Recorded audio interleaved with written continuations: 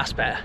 All jokes aside, I'm very excited to be filming again, as well as showing you Ibrox and Celtic Park. In between these two stadiums is the city of Glasgow. I'm going to be seeing how it is post-lockdown, take you to a few of the main sites and see if it's less busy than what it is usually. But I'm back inside a city today. I absolutely love cities so much. Since starting this channel, I've been to quite a few in the past 6-7 months. Here's just a small little look at some of the ones that I've been to.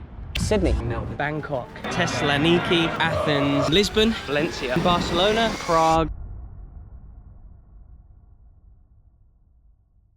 Obviously I had plans to come to games and tours here, but I'm actually really excited to be here. I've never been to this stadium before. I'm going to show you the outside, the same as Celtic Park, so I'll take you down there with me.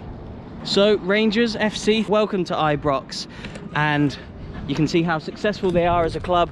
1 European Cup Winners' Cup, 54 league titles, I think the most out of anybody in the world. Let me know below if that's correct or if you have different information. 33 Scottish Cup wins and 27 League Cup wins. As you see that right in the front of the stadium, that's what people will see as they turn up, as they get to the mega store here. Really well branded, really cool that they've got that on the side of the stadium. And just coming up now, we've got a wall of icons of Ibrox. Let me just take you over there. Let's see how many I can name. I know Souness, obviously. Kind of looks like Gaza. That's the shirt that I remember him wearing for Rangers back in the day. Is there a Nacho Novo on there? Not too sure. Football in Scotland should restart in August.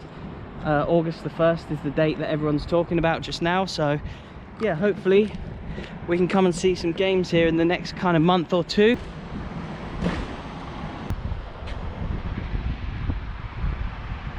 Memorial there for 66 fans who died in a stairway in the 70s. A nice touch from the club. So it's a pretty old stadium. It's got a lot of history here. It was built in the 1800s. I will put the exact date on screen, but obviously it's been renovated a lot. But you can even tell from the outside that it's kept a lot of its kind of tradition and kind of like how old it is and all the brick and stuff like that. It's actually, I think, a really nice design. It's got a bit of the old with a bit of the new, which I do really like. But yeah, I'm sure there's some renovations that they could do to modernise it a little bit more, but I do think it's still a really good looking stadium. Iconic here in the UK. As we come round now to famous gates of Rangers FC. So you can see a bit of the pitch through there. Goal nets. Pretty old stadium, about 50,000 people in terms of the capacity. Really cool place, and hopefully somewhere I can come and show you guys a game next time. But for now,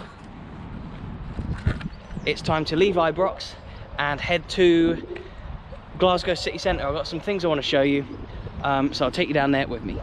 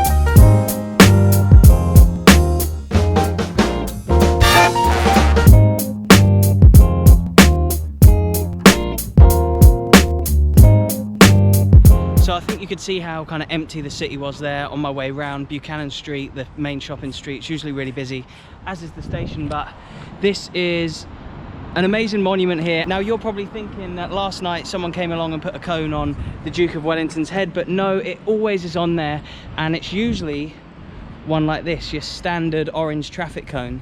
but it gets changed up a lot with kind of what's happening what's happening in the culture and stuff. And at the moment there's a black one on there for, I'd imagine, Black Lives Matter, and it has been named one of the top 10 most bizarre monuments in the world by Lonely Planet in recent years. And it's kind of a reflection of the city's humour. You can see on there, I think some drunk person would have put it on years ago, and literally you'd think it was just been put on the day before, but no, it's on there all the time, and there was a petition to keep it on, so they absolutely love it.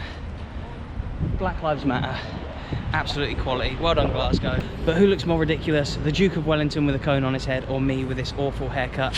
Anyway, on to the next part.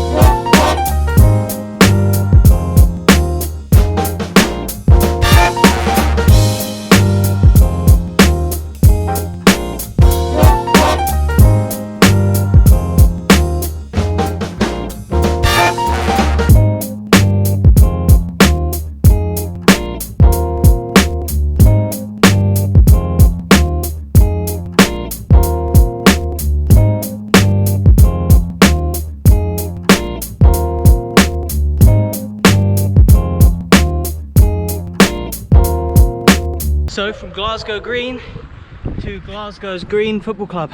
Amazing day to come and do this. But here we are now, Celtic Park. Let's go get a closer look. Wow, look at this. Celtic Way it's called, and you get a Celtic badge. That is so nice. It's actually older than Ibrox. You wouldn't think that looking at it, I don't think, but obviously they've both been renovated a lot over the years.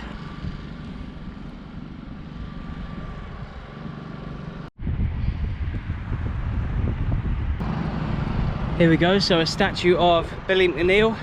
See, I really do enjoy when, especially at the moment when I can't go to tours, that stadiums have things to do on the outside, and there's loads of statues like closer to the stadium, but just as you're coming up Celtic Way, Billy McNeil, legend of the club.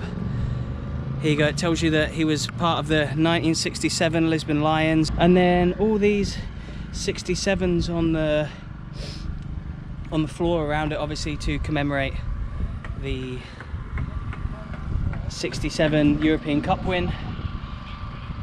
Here's the team that won it, I'd imagine. What are all these on the floor? Is it when they put this statue up, people could have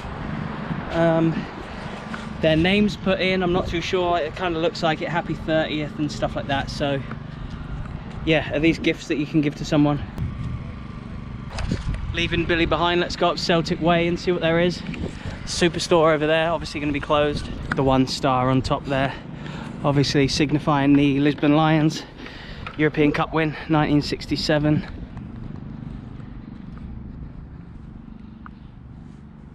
Here he is, Jock Stein. Probably his most famous quote here: "Football without fans is nothing." I'm sure he didn't mean what it was going to mean kind of nowadays in 2020 with what's going on at the moment. Very apt quote for today, actually. This is really cool. So you got the front of the football club there and Jock Stein with the European Cup. Let's see what he's won as a manager. European Cup and numerous championships and Scottish Cups, League Cups, and then as a player as well in the 50s. There he is with the view that he has overlooking Glasgow and the Emirates Arena. We move around and you can see some of the more recent league and cup wins on the wall as we come around here. Again, always nice to see graphics on the side of stadiums when you come. Brendan Rodgers up there, Scott Brown, Gordon Strachan and Neil Lennon, the 3 in a row, now 9 of course. Again, I don't want to offend any Rangers fans, I don't want to offend any Celtic fans, It's kind of technically 9 in a row. I'm sure the Rangers fans will say something different to what Celtic will, being obviously given the title, but it's unprecedented times, of course. Henrik Larsson, Golden Boot winner, and then the Lisbon Lions stand. The Lisbon Lions. I've been to that stadium, so if you've seen my videos before, I was in Lisbon February, I think, and I visited the Belenenses Stadium. They play in the Portuguese Liga NOS, the top division in Portugal, and it was in that stadium, the Estadio Nacional, where Celtic were crowned European champions, and the Lisbon Lions.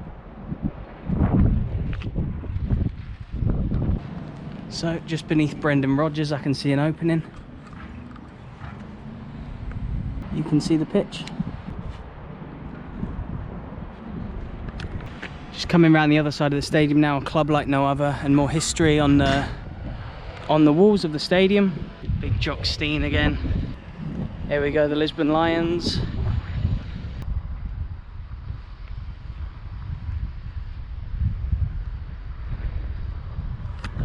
As we make it round now to maybe one of the most famous sides of the stadium, Paradise. A little bit like Ibrox, where you have the legends on the wall. Let's see if I can name any. Lennon, Paul Lambert. Not sure about a lot of these old ones. Stilian Petrov, Chris Sutton, to name a few. Is Henrik Larsson on there? Can't see him. Kenny Dalglish I see over on the left. Paradise, where legends are made. What an amazing stadium. Two amazing stadiums really in Glasgow. A really cool city for culture as well as like football as well, obviously, and a really passionate city here when it comes to the footy. Look at that, amazing views in the background of mountains and of Glasgow, and then bam, the stadium. Please remember to like, comment and subscribe. If you've enjoyed this video, please go and watch another one. If you're a Celtic fan, I'd recommend the Belenenses game. I will leave a link in the description box to that game. Yeah, it was actually a good one, and I think you'll want to see the stadium and kind of see where Celtic won the European Cup back in the day, back in the 60s.